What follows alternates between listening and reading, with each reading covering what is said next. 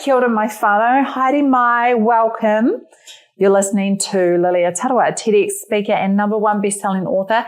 This is a show for entrepreneurs, coaches, creatives, and creators who refuse to stay small. So if you're done playing by everyone else's rules and you're ready to build a bold, bankable brand that feels like you, let's get into it.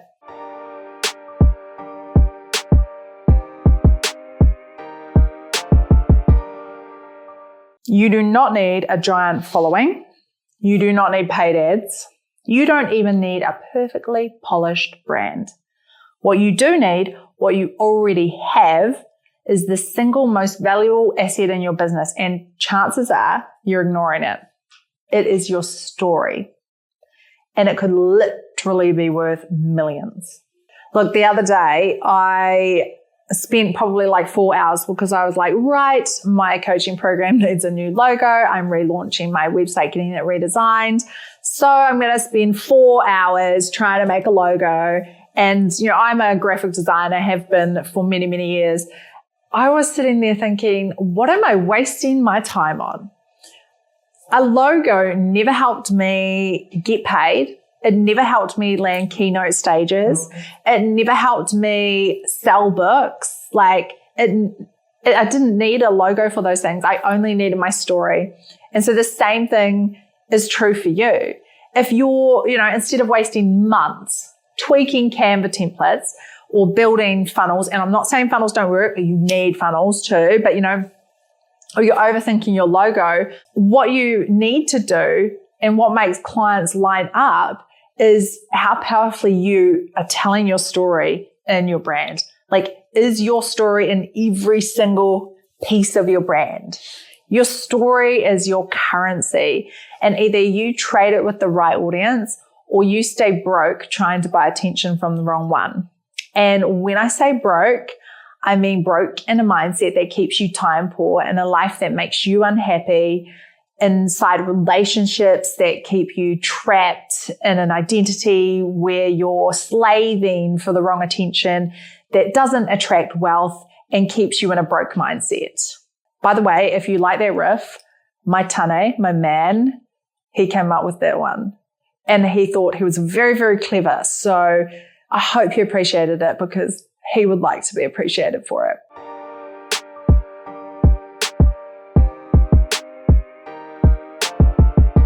Anyway, back to focus, the task at hand, which is your story. You're probably trying to post everything, do everything.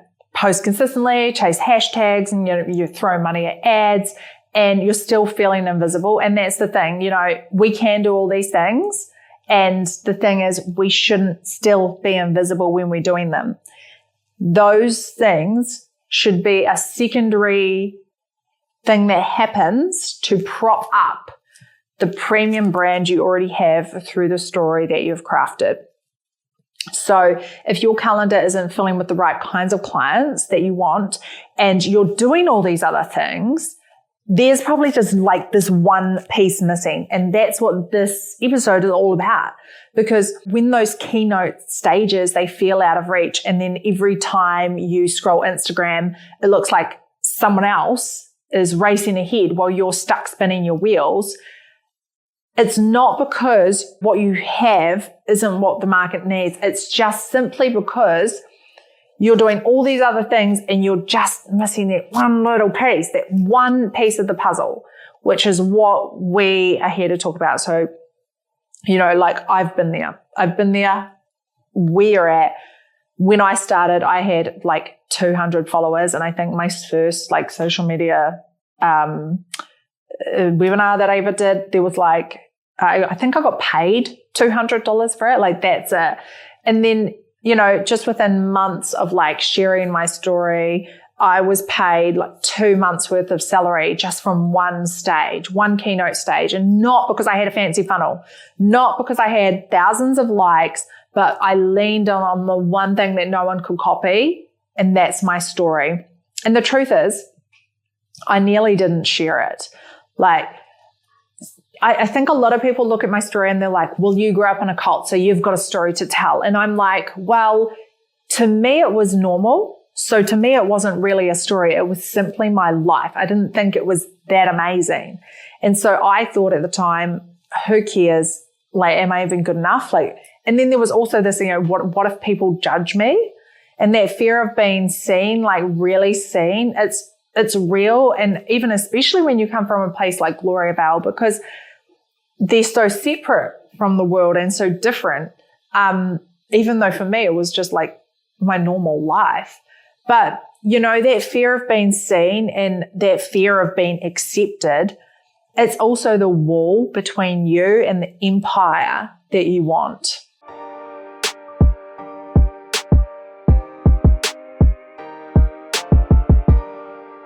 A book is the most expensive business card you'll ever have. And it's the only one people will pay you for. Like, think about it. Most of us print business cards and then we hand them out for free. But with a book, people will pay like, $30, $40, $50 for the privilege of reading your story. And then what happens? They are so warm, that leader's so warm because they just spent days with you, immersed in your world, immersed in your language, immersed in your stories. So then what happens? They invite you to speak. They hire you as their coach. They see you as the authority in your niche because they can see your value and your knowledge and expertise coming through in your story. And that is the power of owning your story. So how do you actually do it all? How do you take your story, any story, and turn it into your most valuable asset? So we're going to break it down right now. These episodes are about actually getting you into action so that you can implement this in your business today. I want to give you real value that you can take away and go, man, Lilia was on fire today on the podcast and everything she said was just landing. I know exactly how I can implement this in my business today. Let's dive into it. So number one, you've got to plan your book or your story container. If it's a book you want to write or just any story, plan it. So let's focus on a book for this exercise just to keep things nice and simple. But this applies to any kind of storytelling, whether you're making a signature talk, whatever. So plan your book. Decide what promise you're making to your reader. Like, what result will your reader walk away with? That is going to inform the theme for the entire book. So step number 2, you're going to build a story bank. So collect all your pivotal life moments. So the times you faced obstacles, transformed, or had powerful realizations, low points. Those are going to become the background of your signature talks, your signature book, your signature content. And this is where people really have a concern about all AI's copying all of our shit these days. The one thing AI can never really steal from you is your story, because it's so personal to you that when it's wrapped around your brand, that is always going to stand out as being completely unique and completely yours. And this is how you kind of break through all that just made up ChatGPT content. And by the way, I love ChatGPT. I use it all the time. But this is how you're going to really make your content feel like you.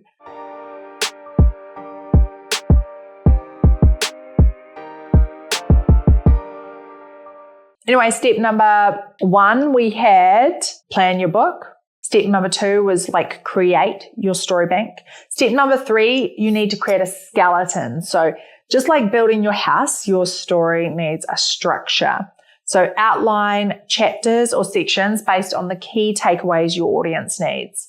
And then you're going to ask, what is the best story that I can tell that will help my audience grasp and understand this key takeaway? What is the one best story?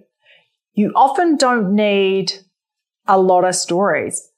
If you have a key takeaway, you just need one good story. And this is also how you write really good TED Talks, really good keynote speeches, really, really good, anywhere you're presenting. If there's a key takeaway that you need your audience to grasp and understand and really get, you just think, what is the one story I can tell that is going to help them understand this? And then step number 4 is to write one story at a time. So if you're working long form content like a book, you really don't overwhelm yourself. Just you've got your skeleton all mapped out by now, okay?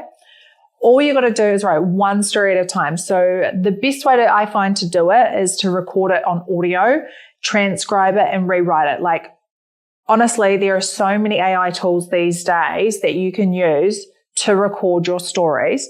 All you have to do is pick one story, transcribe it on audio, and then rewrite it and just polish it up. And then one story at a time becomes one chapter, and then it becomes a book, and then it becomes a movement.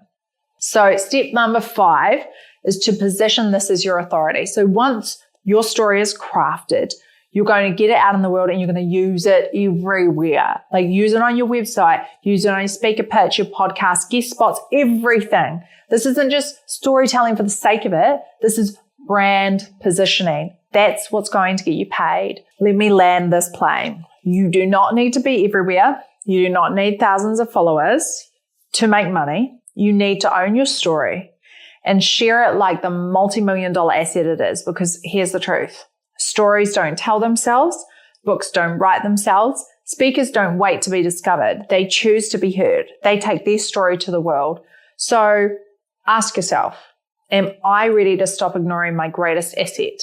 Am I ready to let my story pay me instead of hiding it? And if your answer is yes, then this is your sign. So you start with one story, you heal it, you write it, you tell it.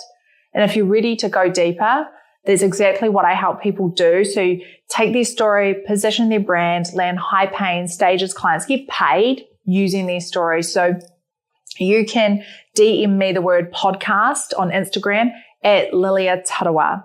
Just to wrap this all up, the thing you need to take away, the thing that helped me monetize my brand was my story. Your story is your currency. Trade it boldly. Love you all, my whānau.